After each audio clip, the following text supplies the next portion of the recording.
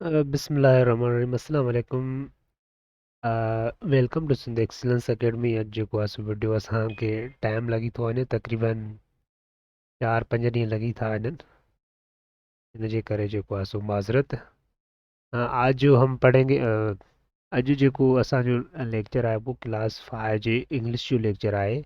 जंहिंमें असां कुझु पार्ट्स कंप्लीट करे छॾिया आहिनि। तक़रीबन अॼु जेको असां पार्ट आहे ग्रामर आहे। अगेन से बिस्मिल्लाहिर्रहमानिर्रहीम। ग्रामर जो मतिलबु आहे जेके लैंग्वेज जा रूल्स हुजनि, रेगुलेशन्स हुजनि, याने का बि लैंग्वेज हूंदी आहे उनखे ॻाल्हाइण जा तरीक़ा हूंदा आहिनि, उन जा रूल्स हूंदा आहिनि, उन जा असूल हूंदा आहिनि, उन जे वर्ड्स खे,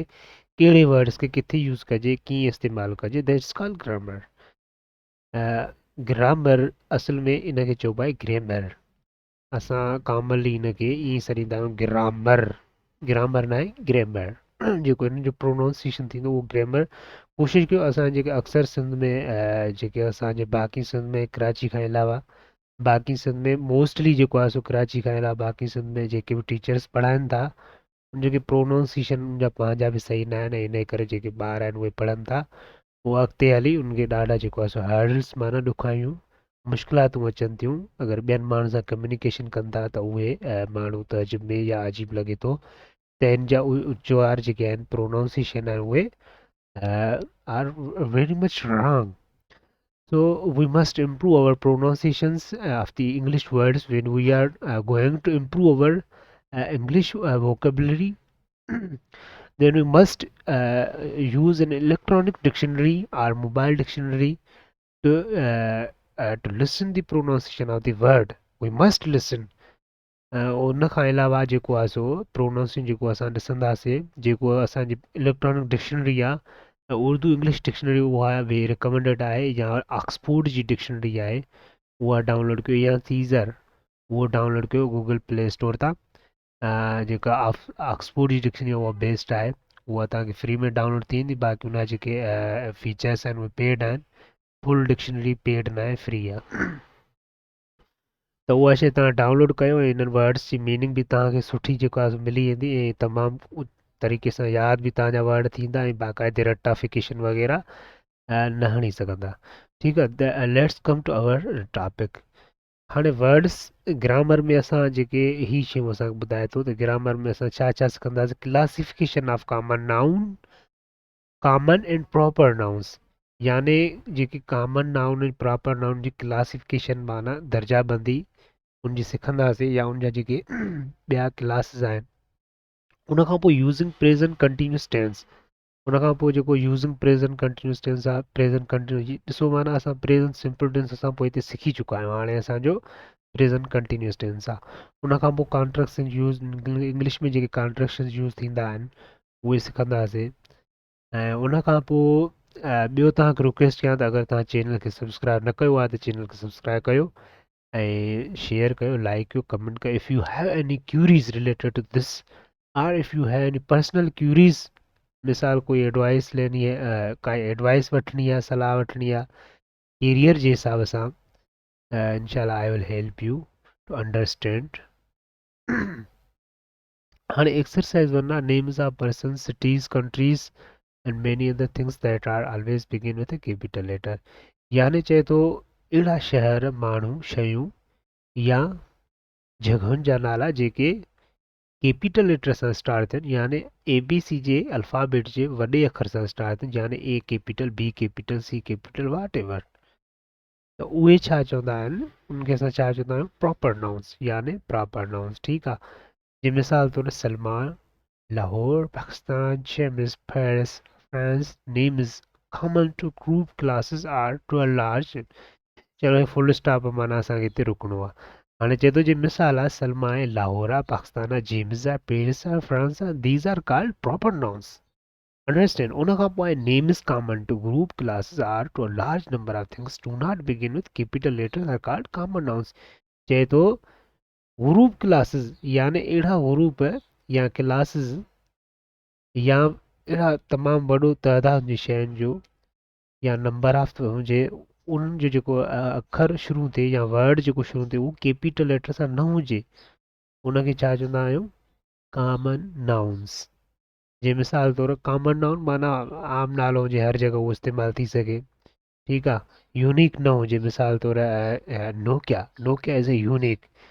दैट्स कॉल्ड प्रॉपर नाउन ठीकु आहे ऐं उन खां पोइ मोबाइल मोबाइल छा आहे कॉमन नाउन आहे मोबाइल मोबाइल कहिड़ी बि थी सघे थी वाट एवर सो एवर यानी मोबाइल कहिड़ी बि थी सघे थी ठीकु आहे पर Nokia mobile is a common proper noun ठीकु आहे उन खां पोइ जीअं गर्ल थी वियो रिवर कार टाइगर शॉपकीपर इहे छा थी विया कॉमन नाउन ॾिसो जी नंढी आहे आर नंढी आहे सी नंढी आहे टी नंढी आहे शॉपकीपर ठीकु आहे एस नंढी आहे हाणे मां थोरो जल्दी जल्दी कंदो थो हलां इन करे मां तव्हांखे वरी बि ॿुधायां त मां कंप्लीट एक्सरसाइज़ नथो कराए सघां छाकाणि त मुंहिंजो जेको वीडियो आहे लेक्चर आहे उहो तमामु वॾो ठहींदो ऐं कमेंट्स जेके आहिनि त उहे लेक्चर जेको आहे एक्सरसाइज़ कंप्लीट करायो अगरि एक्सरसाइज़ न कराईंदव त ॿार छा पढ़ंदा ऐं या चवंदा तव्हांखे नथी अचे एक्सरसाइज़ अचण न अचण मसइलो न आहे अगरि मां सॼी एक्सरसाइज़ करायां तव्हांखे पढ़ायां पोइ ॿार जो कहिड़ो कमु एक्सरसाइज़ जो मतिलबु ॿार जी प्रैक्टिस करणु हा अगरि तव्हांखे शइ नथी अचे सम्झ में नथी अचे तव्हां वीडियो ॾिसो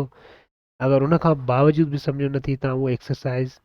जो जेको क्वेश्चन आहे उहो तव्हां कमेंट कयो इनशाला उन कमेंट में मां तव्हांखे रिप्लाई ॾींदुमि बाक़ी मुकमल एक्सरसाइज़ कराइण जो इहो मतिलबु आहे कॉपी कल्चर यानी जीअं असां एग्ज़ाम में कंदा आहियूं कॉपी अहिड़े ई तरीक़े सां असांजी छा थींदी कॉपी कोशिशि कयो शयुनि खे सम्झो अगरि तव्हां ॾिसो अॼु शयुनि खे सम्झी वियो तव्हां क्लास 6 7 8 9 10 जेको बि सब्जेक्ट आहे हुन में तव्हांखे मुश्किलात न ईंदी जेकॾहिं तव्हांजी बेसिक सही थींदी अगरि तव्हांजी बेसिक सही न हूंदी तव्हां एक्सरसाइज़ ॾिसी करे कंदव त पोइ तव्हां सां पोइ छा थींदो तव्हांजी जेका बेसिक आहे उहा ख़तमु थी वेंदी ऐं तव्हां कॾहिं बि कामयाबु न थी सघंदो एजुकेशन सेक्टर में अंडरस्टैंड उन खां पोइ हाणे एक्सरसाइज़ चए थो प्रॉपर नाउन्स हाणे हिन में छा थो चवे read the text I will help you and find out the proper nouns हाणे पोइ हिते असां जेको टेक्स्ट पढ़ी आया आहियूं आई विल हेल्प यू जेको मेमना आहे उनजी हेल्प कंदो आहे केरु कंदा आहिनि हेल्प कंदो आहे घोड़ो हूंदो आहे कुतो हूंदो आहे ॿिली हूंदी आहे उहो तव्हां लाइसेंस जेको आहे उहो तव्हां एसे या मज़मून आहे उहे पैराग्राफ जेके बि आहिनि शयूं उहे तव्हां पढ़ी करे हीअ एक्सरसाइज़ आसानी सां हल करे सघो था मिसाल तौरु हाणे प्रॉपर नाउन कहिड़ो आहे जाबिर जाबिर यूनिक आहे प्रॉपर नाउन आहे जाबिर यूनिक आहे ठीकु आहे हाणे उनजो कॉमन नाउन छा थींदो वोल्फ वोल्फ छा आहे उनजो कॉमन नाउन आहे यानी वोल्फ त कोई बि थी सघे थो यानी बगड़ ठीकु आहे पर बगड़ कहिड़ो जाबिर हुन खां पोइ प्रॉपर नाउन ही आहे कॉमन नाउन वरी मिसाल तौरु जीअं मेमना आहे मेमना छा आहे प्रॉपर नाउन आहे पर मेमना जो जेको आहे सो कॉमन नाउन कहिड़ो थींदो जेको आहे सो रिढ जो बचो यानी उनखे छा चवंदा आहियूं उनजो जेको आहे सो थोरो असांखे वरी पोइ हिते हलणो पवंदो रिढ जो बचो याने ऐं उन खां पोइ प्रॉपर नाउन ॿियो आहे जेको आहे सो केट जो हाणे केट जो जेको हुते नालो छा हुयो प्रॉपर नाउन छा हुयो केट जो मानो प्रॉपर नाउन हुयो त प्रॉपर नाउन छा हुयो मानो ऐं कॉमन नाउन छा आहे केट आहे यानी उन ॿिली जेको कॉमन नाउन आहे ॿिली आहे ठीकु आहे हुनजो प्रॉपर नाउन छा हुयो मानो हुयो यानी मानो कहिड़ी उहा यूनिक आहे मानो ठीकु आहे पर उनखे जेको कॉमन नाउन छा हुयो केट हुई ऐं उन खां पोइ वरी हे चोथों आहे पंजो आहे इहे तव्हां जेको आहे सो एक्सरसाइज़ हे पोइ हिते पैराग्राफ पढ़ंदो इनशाला तव्हांखे अची वेंदी उन खां पोइ एक्सरसाइज़ 2 आहे fill in the following blanks with correct proper nouns and common nouns याने चए थो हेठि जेका एक्सरसाइज़ आहे उहा तव्हां जेके सही कॉमन नाउन आहिनि ऐं सही प्रॉपर नाउन आहिनि उन सां फिल कयो ठीकु आहे remember to use capital letters for proper nouns and common nouns that you can use are given in the box below ॾिसो असां पोइ हिते डिस्कस करे रहिया आहियूं करे चुका आहियूं त कॉमन नाउन माना कैपिटल न हूंदो वर्ड जेको फर्स्ट लेटर हूंदो कैपिटल न हूंदो प्रॉपर माना हुनजो फर्स्ट लेटर कैपिटल हूंदो एनी हाउ मिसाल तौरु प्रॉपर नाउन जेको आहे सो मिसाल हिते प्रॉपर नाउन छा थींदो हिते कोई बि तव्हां छोकिरी जो नालो लिखो मिसाल तौरु कहिड़ो नालो ऐड कयूं मिसाल तौरु अक्सा मिसाल अक्सा उनजो कॉमन नाउन छा आहे गर्ल माना अक्सा केरु आहे छोकिरी आहे ठीकु आहे उन खां पोइ प्रॉपर नाउन आहे नई कॉमन नाउन छा थींदो बॉय हे ॾिसो बी नंढी आहे बॉय ऐं एन वॾी आहे ठीकु आहे उन खां पोइ प्रॉपर नाउन आहे सिटी मिसाल Karachi Karachi is a proper noun हिते के वॾी कंदासीं सॉरी के वॾी कंदासीं ठीकु आहे ऐं हीअ छा आहे कराची छा आहे सिटी आहे शहर आहे ऐं हीअ ॾिसो सी नंढी थी वई छा आहे काउंट बाक़ी पंज छह तव्हां पाण कंदो शाबाश उन खां पोइ नेक्स्ट आहे present continuous tense very very simple present continuous tense पहिरियों चइबो छा क्या आहे प्रेज़ेंट कंटिन्यूअस टेंस मीन्स यानी अहिड़ो कमु जेको असां लगातार जारी रखूं उनखे छा चइबो आहे प्रेज़ेंट कंटिन्यूअस टेंस उहो असां कीअं मालूम कंदा आहियूं उहो असांखे हेल्पिंग वर्ब्स जे ज़रिए ख़बर पवंदी आहे ठीकु आहे हाणे इन में असां छा हूंदो आहे सब्जेक्ट हूंदो आहे वर्ब हूंदो आहे ऑब्जेक्ट हूंदो आहे हेल्पिंग वर्ब्स हूंदा आहिनि इहे चारि शयूं हूंदियूं आहिनि ठीकु आहे दिस इज़ वेरी सिंपल तमामु ईज़ी आहे हाँ चए तो एक्सरा match the number in the inner circle with the number in the outer circle यानी चए तो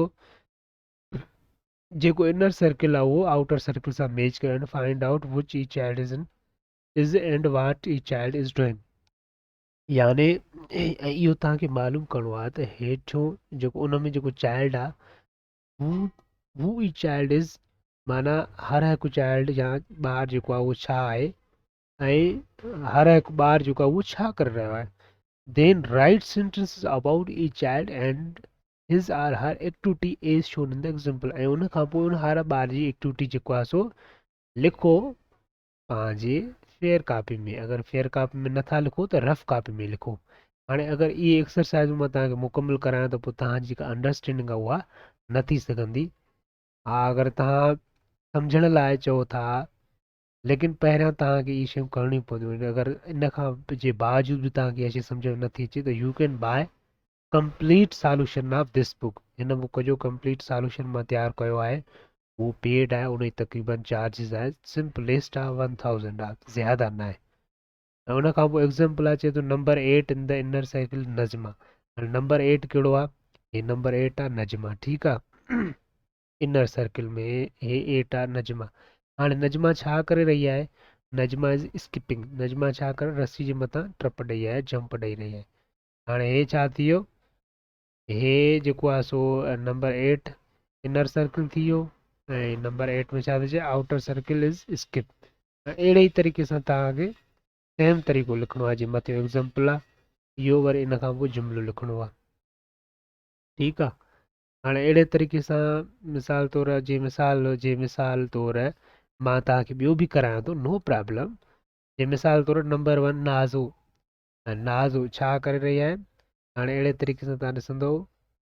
नाज़ो इज़ इनर सर्किल ठीकु आहे हाणे इहो छा थी करे नाज़ो नाज़ो नंबर वन हाणे नाज़ो छा आहे नाज़ो इज़ स्लीपिंग ठीकु आहे हाणे छा थी करे नाज़ो इन आउटर सर्किल स्लीप ठीकु आहे हाणे इन जो जुमिलो छा थींदो नाज़ो इज़ स्लीपिंग ठीकु आहे अहिड़े तरीक़े सां नंबर 2 आहे फ़हीम आहे ॾिसो वरी आउटर सर्किल में फ़हीम इनर सर्किल में आहे हाणे इन आउटर सर्किल में छा करे रहियो आहे हे छा करे तरी रहियो आहे ठीकु आहे पाणी में अहिड़े तरीक़े सां सिंपल आहे इहे शयूं त हाणे को वॾी मुश्किल शइ न आहे जेका तव्हांखे अचणु न खपे पर तमामु ईज़ी शयूं आहिनि इहे तव्हांखे इन ई हाव अचणु खपनि उन खां पोइ हलूं था exercise 4 now look around in your classroom and right 5 sentence about what is happening हाणे अगरि तव्हां पंहिंजी क्लास में आहियो या क्लास में वेंदा आहियो त लुक आफ्टर कयो तव्हां पंहिंजे क्लास में छा थी रहियो आहे या छा थिए पियो हुन जे बाबति तक़रीबन 5 जुमिला लिखो मिसाल तौरु teacher is teaching English class English lesson 5 मिसाल तौरु हुन खां पोइ ॿियो आहे जेको आहे सो ॿियो छा थी रहियो आहे all students are listening carefully to the teacher मिसाल 2 जुमिला इहे थी विया टियों जुमिलो मिसाल तौरु जेको आहे सो मिसाल तौरु कंहिं शागिर्द जो नालो वठो मिसाल तौरु जेको आहे सो Ahmad is making fair copy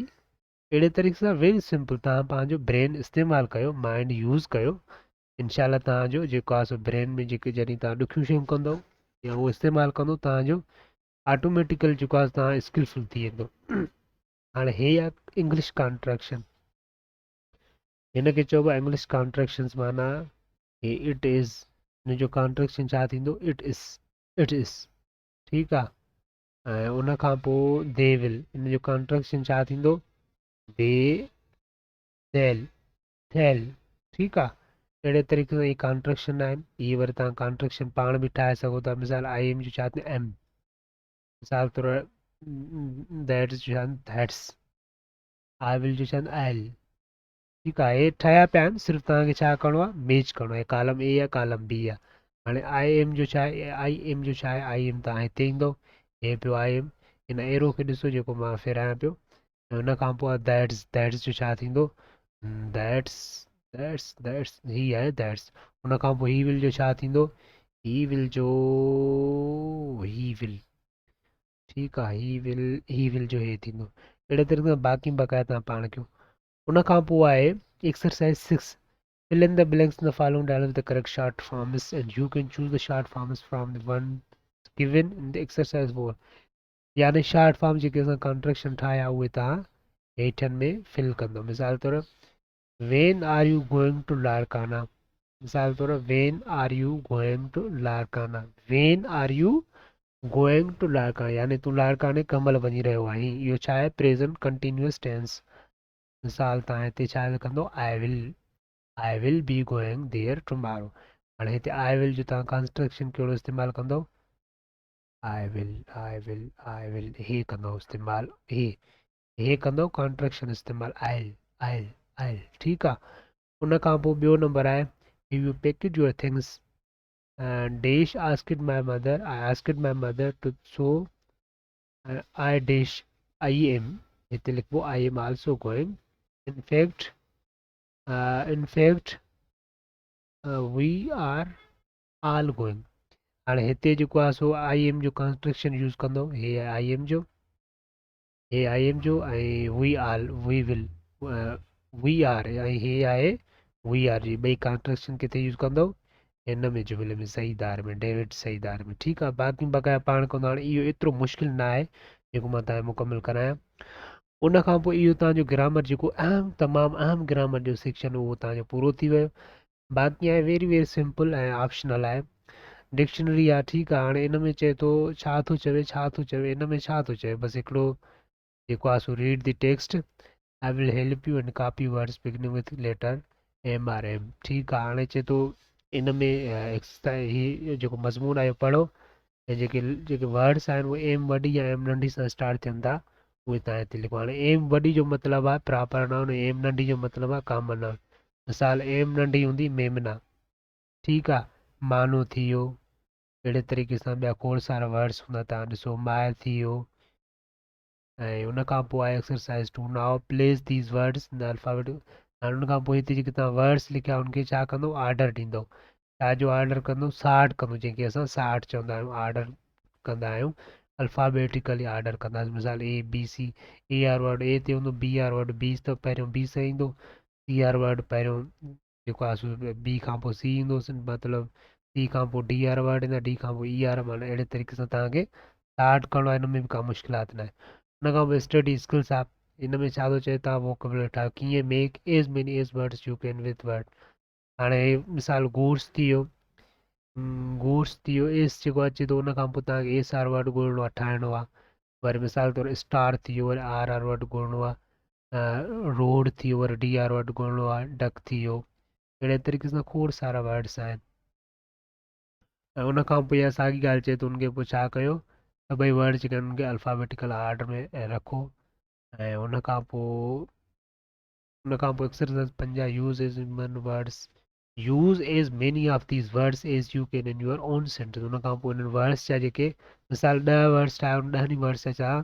उनखे जुमलनि में इस्तेमालु कयो दैट्स ऑल उन खां पोइ फन आहे दिस